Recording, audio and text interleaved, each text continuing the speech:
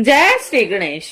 अग्नि यज्ञ, देव यज्ञ और ब्रह्म यज्ञ आदि का वर्णन भगवान शिव के द्वारा सातों वारों का निर्माण तथा उनमें देवाराधना से विभिन्न प्रकार के फलों की प्राप्ति का कथन।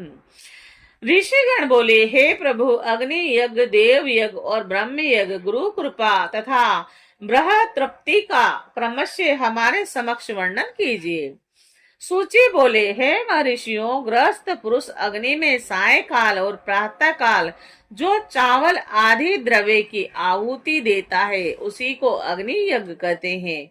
और जो ब्रह्मचार्य आश्रम में स्थित है उस ब्रह्मचारियों के लिए समिधा का साधा आधान ही अग्नि यज्ञ है और वह समिधा का ही अग्नि में हवन करे।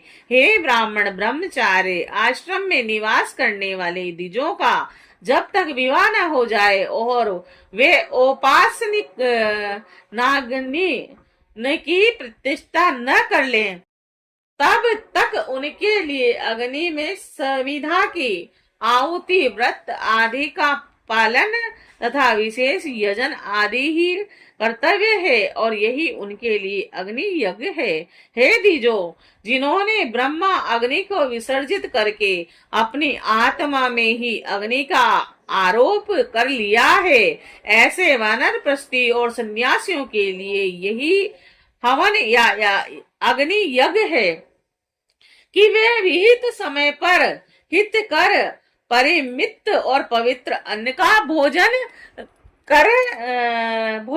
करे ले और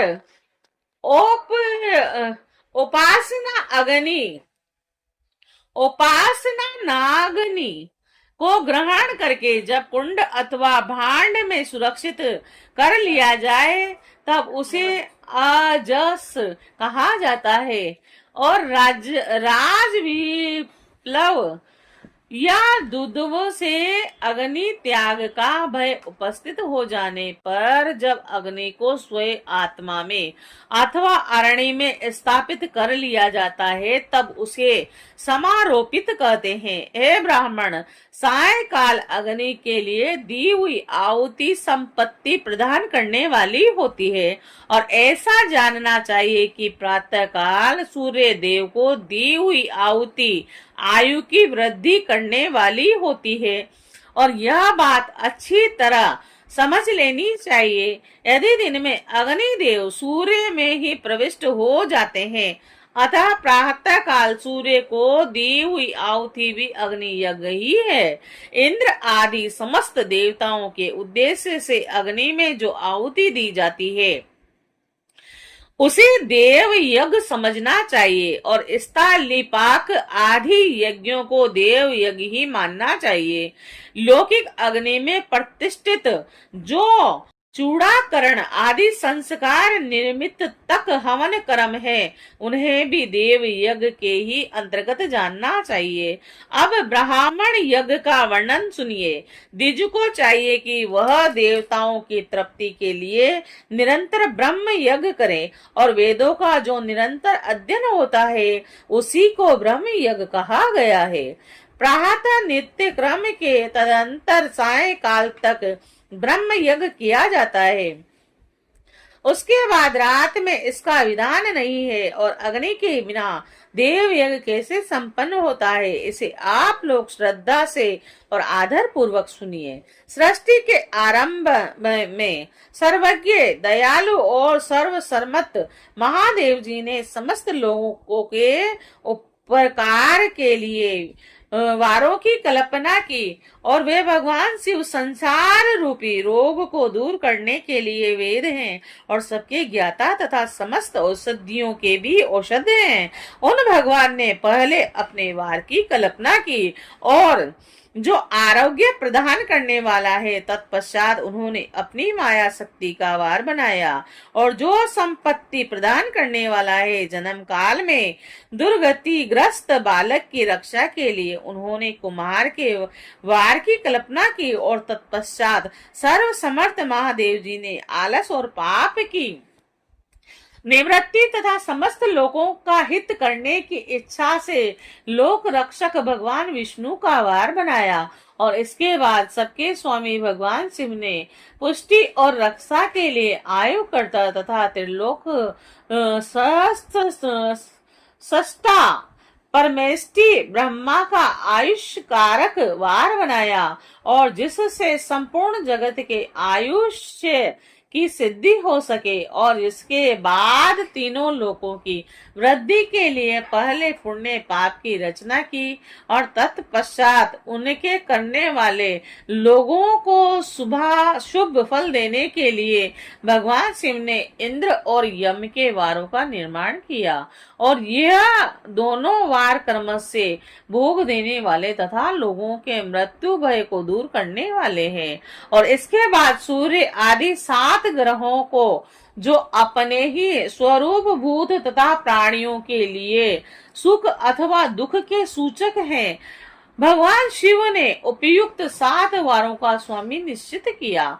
और वे सब के सब ग्रह नक्षत्र के ज्योतिर्मय मंडल में प्रतिष्ठित हैं, और शिव के वार या दिन के स्वामी सूर्य हैं, और शक्ति संबंधी वार के स्वामी सोम हैं, और कुमार संबंधी वार के अधिपति मंगल हैं, और विष्णु वार के स्वामी बुध हैं, और ब्रह्मा जी वार के अधिपति बृहस्पति है, और इंद्र वार के स्वामी शुक्र, और यम वार के स्वामी शनिचर हैं। और अपने अपने वार में की हुई उन देवताओं की पूजा उनके अपने अपने फल को देने वाली होती है।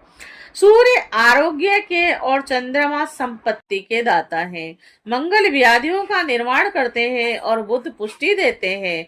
बृहस्पति आयु की वृद्धि करते हैं और शुक्र भोग देते हैं, और शनिचर मृत्यु का निर्माण करते हैं। और ये 7 वार कर्मस्य फल बताए गए हैं, जो उन देवताओं की प्रीति से प्राप्त होते हैं। अन्य देवताओं की भी पूजा का फल देने वाले भगवान शिव ही हैं। देवताओं की प्रसन्नता के लिए पूजा की 5 प्रकार की ही पद्धतियां बतलाई गई हैं। उन देवताओं के मंत्रों का जप यह पहला प्रकार है, और उनके लिए होम करना दूसरा, दान करना तीसरा, तथा तप करना चौथा प्रकार है। और किसी वेदी पर, प्रतिमा में, अग्नि में अथवा ब्राह्मण के शरीर में आराध्य देवता की भावना करके 16 उपचारों से उनकी पूजा या आराधना करना 5वां प्रकार है। और इनमें पूजा के उत्तरोत्तर आधार श्रेष्ठ पूर्व के अभाव में उत्तरोत्तर आधार्थ का अवलंबन करना चाहिए। दोनों नेत्रों तथा मस्तक के रोग और कुष्ठ रोग की शांति के लिए भगवान सूर्य की पूजा करके ब्राह्मणों को भोजन कराएं। तदंतर 1 दिन, 1 मास, 1 वर्ष अथवा 3 वर्ष तक लगातार ऐसा साधन करना चाहिए, और जिससे यदि प्रबल प्रारब्ध का निर्माण हो जाए तो रोग एवं जरा आदि का नाश हो जाता है। इष्ट देव के नाम मंत्रों का जप आदि साधन वार आदि के अनुसार फल देते हैं। रविवार को सूर्य देव के लिए, अन्य देवताओं के लिए तथा ब्राह्मणों के लिए विशिष्ट वस्तु अर्पित करें, और यह साधन विशिष्ट फल देने वाला होता है तथा इसके द्वारा विशेष रूप से पापों की शांति होती है। और विद्वान पुरुष सोमवार को संपत्ति की प्राप्ति के लिए लक्ष्मी जी आदि की पूजा करें तथा सपत्निक ब्राह्मणों को धृत पक्ष अन्न का भोजन कराएं, और मंगलवार को रोगों की शांति के लिए काली आदि का पूजन करें तथा उड़द, मूंग और अरहर की दाल आदि से युक्त अन्न ब्राह्मणों को करवावें।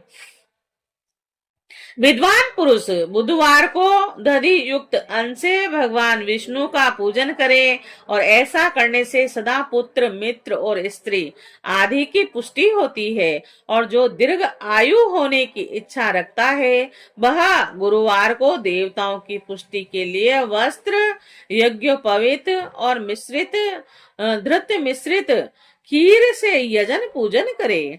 और भोगों की प्राप्ति के लिए शुक्रवार को एकाग्र चित्त होकर देवताओं का पूजन करें और ब्राह्मणों की तृप्ति के लिए षडक्षर युक्त अन्न का दान करें और इस प्रकार स्त्रियों की प्रसन्नता के लिए सुंदर वस्त्र आदि का दान करें।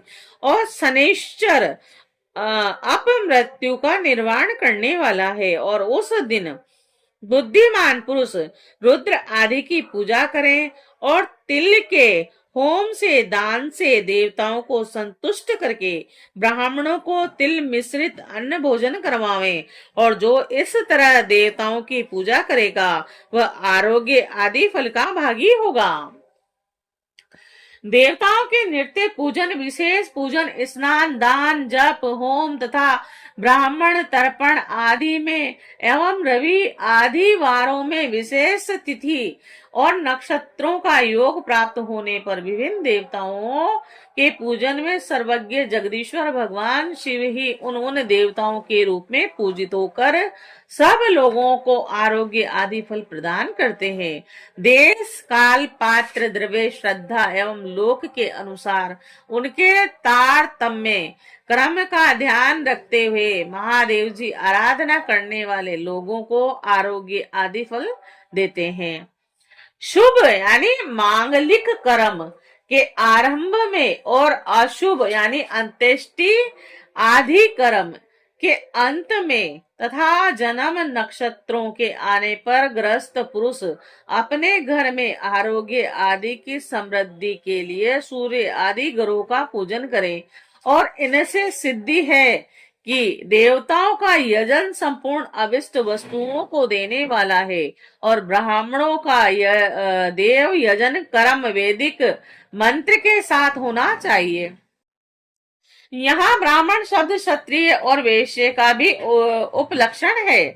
शूद्र आदि दूसरों का देव यज्ञ तांत्रिक विधि से होना चाहिए और शुभ फल की इच्छा रखने वाले मनुष्यों को सातों ही दिन अपनी शक्ति के अनुसार सदा देव पूजन करना चाहिए। निर्धन मनुष्य तपस्या, व्रत आदि के कष्ट सहकर सहन के द्वारा और धनी धन के द्वारा देवताओं की आराधना करें। वह बार बार श्रद्धा पूर्वक इस तरह के धर्म का अनुष्ठान करता है और बारंबार पुण्य लोकों में नाना प्रकार के फल भोग कर पुनः इस पृथ्वी पर जन्म ग्रहण करता है। और धनवान पुरुष सदा भोग सिद्धि के लिए मार्ग में वृक्ष आदि लगाकर लोगों के लिए छाया की व्यवस्था करें और जलाशय, कुआं, बावड़ी, पोखर बनवावें। वेद शास्त्रों की प्रतिष्ठा के लिए पाठशाला का निर्माण करें तथा अन्याय प्रकार से भी धर्म का संग्रह करता रहे। समय अनुसार पुण्य कर्मों के परिपाक के से अंतःकरण शुद्ध होने पर ज्ञान की सिद्धि हो जाती है।